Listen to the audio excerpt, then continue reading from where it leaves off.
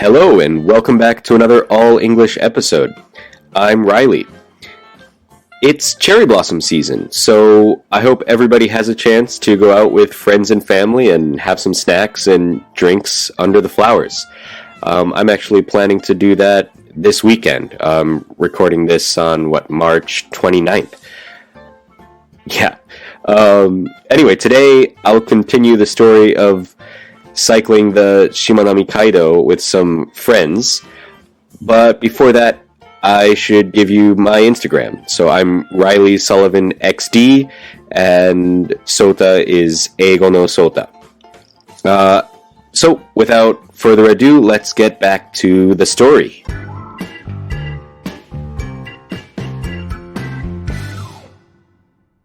When I left off last time, we were just going to bed on the first night of our trip across the Seto Inland Sea, and I had just seen the forecast.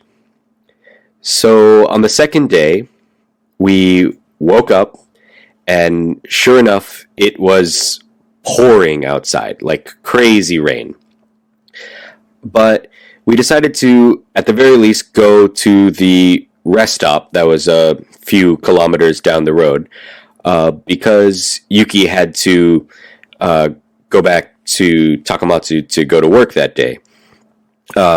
So she went back to get the bus back to Imabari when she could take a train, etc.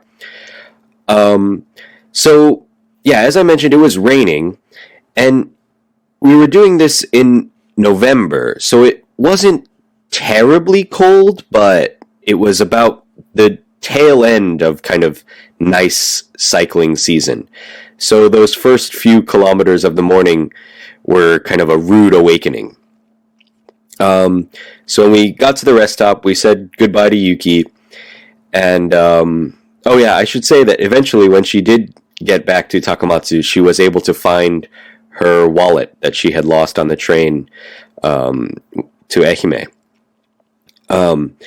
So after we said goodbye, we're kind of waiting at the rest stop and kind of thinking, should we keep going? The weather's really bad, etc. But, you know, we kind of decided that we'd made it this far, so we might as well continue.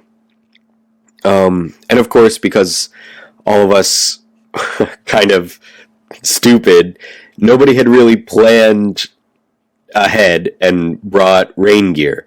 So we were all kind of wearing, like, you know, athletic clothes, sweatpants.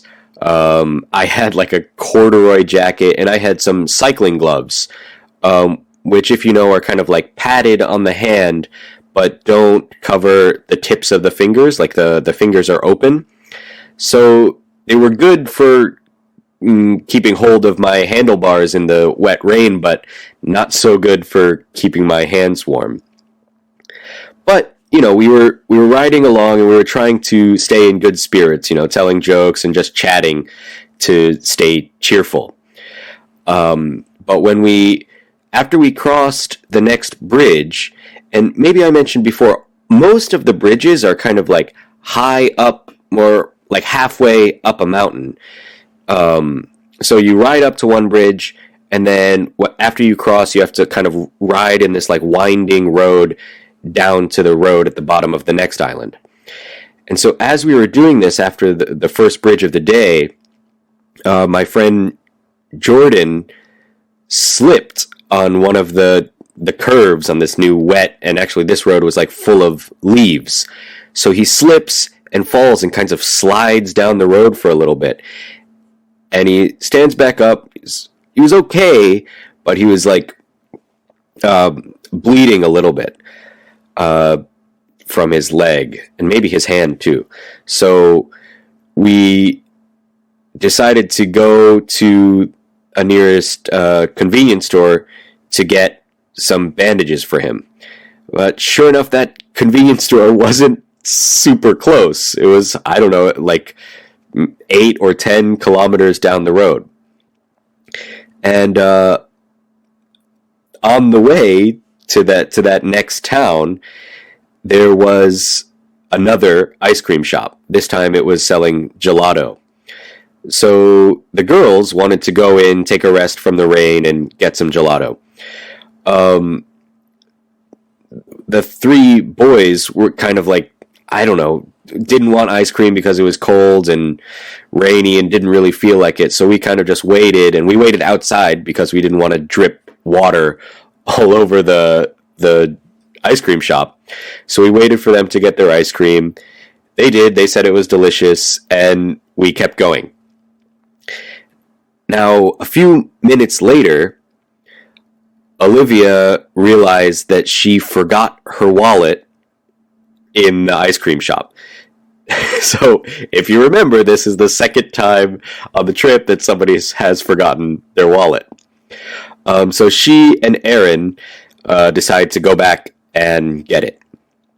But, Jordan is still, bleeding from his leg, so Ikmi, Jordan, and I decide to ride ahead to the next town and patch him up with some bandages and maybe find a place to eat and wait for Olivia and Aaron to come back.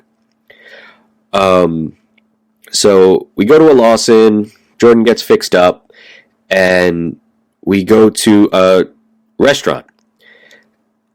But the restaurant is full.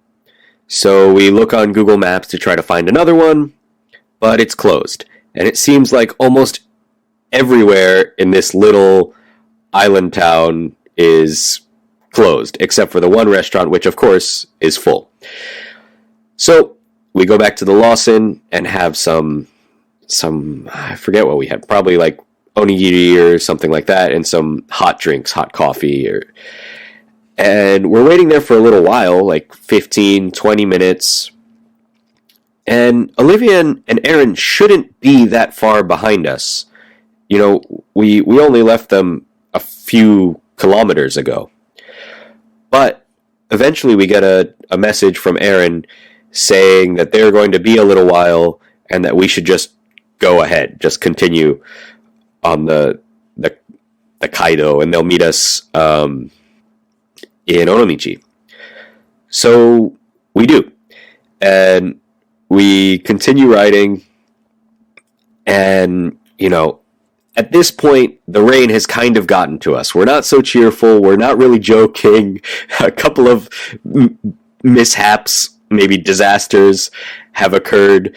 So we're kind of just riding silently with our heads down and, just trying to keep going.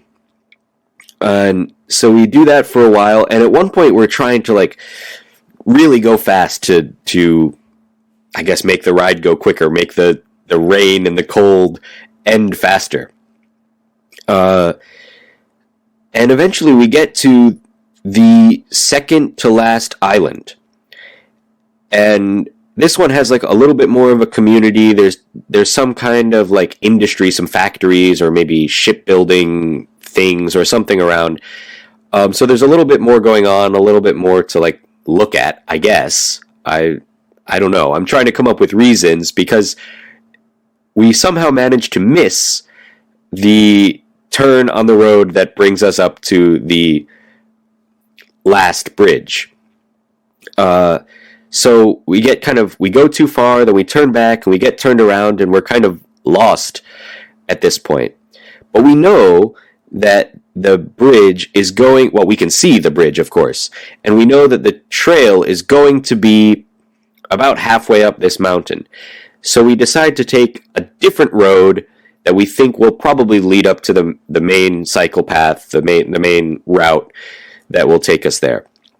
So we go up a little road and get lost. I mean, this road doesn't seem to lead anywhere. Eventually it turned into gravel, and then eventually into just dirt, which of course because of the rain was mostly mud, and it might have been somebody's cabin or farmhouse or something at the top. So we have to take our bikes back down the road and backtrack, go back the way we came to eventually find the route, the route that goes up the mountain and onto the bridge. And so we find it, and crossed the bridge, and now we're on the last island. And the last island had a lot of stuff going on. There were a lot more people living there, some towns.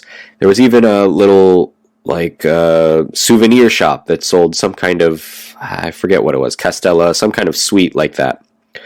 So we stopped there, thinking again that because of our detour, getting lost, we might as well wait for Aaron and Olivia and see if they're going to catch up. So we get some of the souvenir sweets. We stop at another convenience store to, I think, use the bathroom, but they didn't have a bathroom at that one, not a public one at least. So we I guess the employees at the store saw how kind of wet and miserable we were, so they decided to just kind of let us use the staff bathroom, which was kind of like back behind the counter in like the storage area, I guess. So we do all this, and in the meantime, somebody called Aaron or Olivia to see where they were, and somehow they were still like way behind us. I guess they were going a lot slower than we were. Like I said, the three of us, me, Jordan, and Ikumi, were trying to go kind of fast to make it end more quickly. So we decided to just keep going. After all, there was only one island left. And so we're riding, and at this point, we're kind of just resigned. We've kind of just given up worrying about how wet we are or how cold we are. We're just going and want to finish. And so I forget how long the last island is. Let's say maybe 10 kilometers, 12 kilometers, something like that. But we ride that, and it seems to just go by in a flash. And before we know it, we can see across the water to Onomichi, which I don't know if any listeners have been there, but it's a really beautiful town. I mean, it's like the mountains come up right next to the sea, so the town, it kind of looks as though it's like stacked up on the side of the mountain. And, you know, on this cold day after such a long ride, it looks especially beautiful. So I'm going to, I think, post a picture of that as maybe like the thumbnail to this episode. And I think I'll leave it there. There's a little bit more about when we stop in Onomichi and we finally meet back up with Aaron and Olivia. So maybe I'll leave that for episode 3. Yeah. All right. Well, thanks for listening, everyone, and see you next time. Bye.